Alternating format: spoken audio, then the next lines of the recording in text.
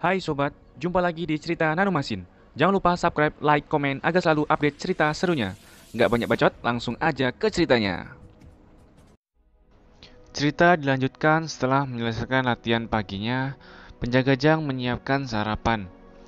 Dia bukan koki yang baik, tetapi 5 tahun yang lalu, setelah kematian Lady Hua, dia harus mulai memasak untuk pangeran muda. Dan sekarang dia sangat terampil dalam hal memasak. Sebagian besar waktu dia menyiapkan sarapan yang sederhana, tetapi hari ini dia menyiapkan daging babi merah yang dia dapatkan kemarin dengan telur.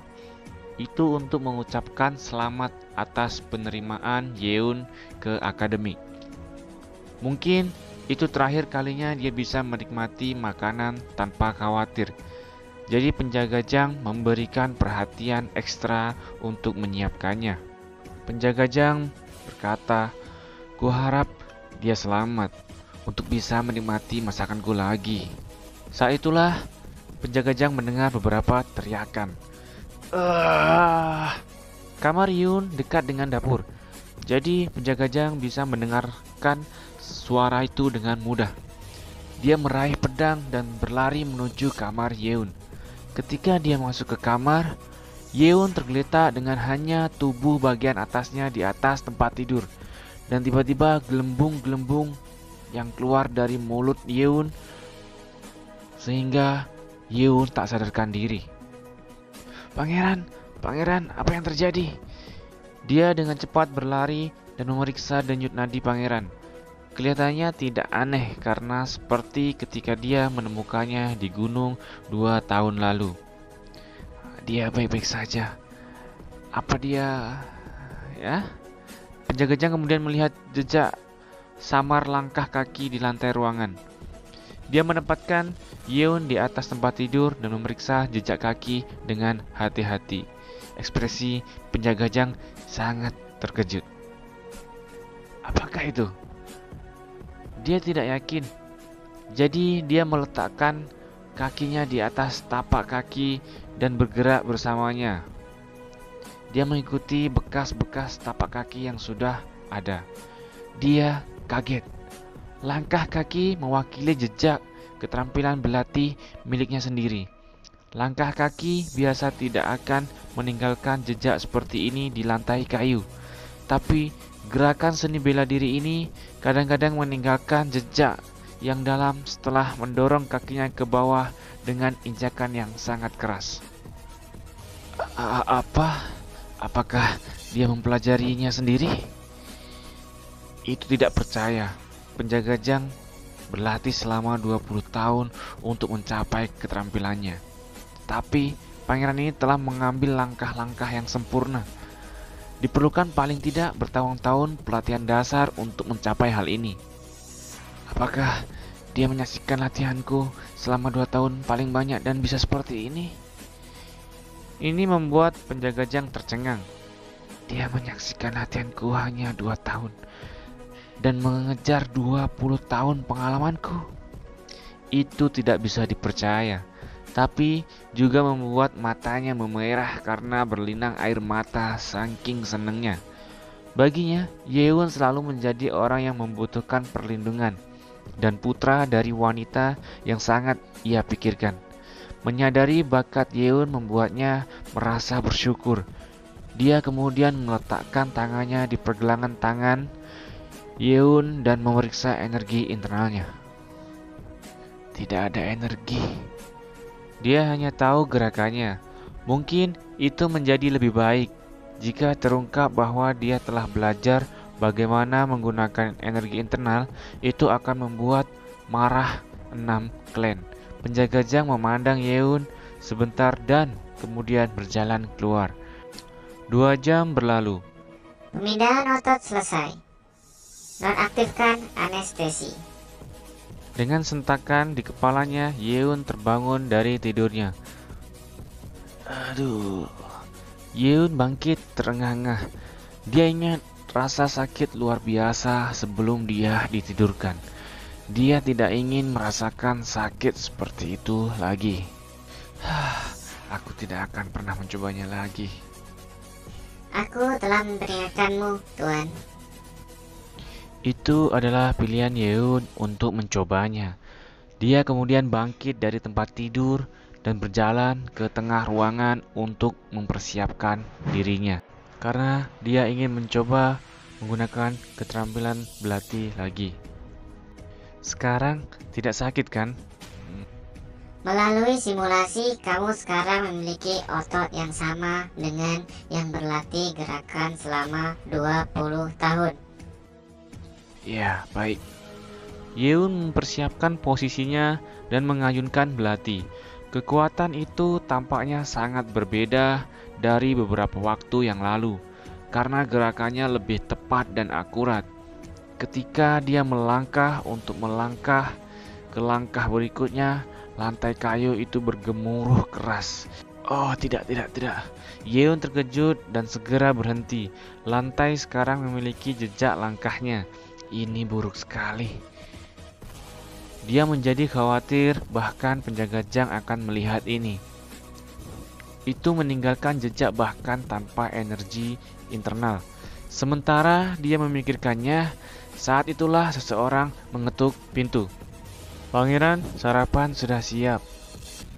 Itu penjaga jang. Yeon menekan area yang memiliki jejak kaki untuk menghapusnya, tetapi itu tidak berhasil. Saat itulah pintu terbuka, penjaga jang masuk. Pangeran, penjaga jang masuk. Oh, aku sangat lapar. Yeon dengan cepat bangkit dan membawa meja di dekat jendela ke tengah ruangan. Penjaga jang bertanya dengan rasa ingin tahu.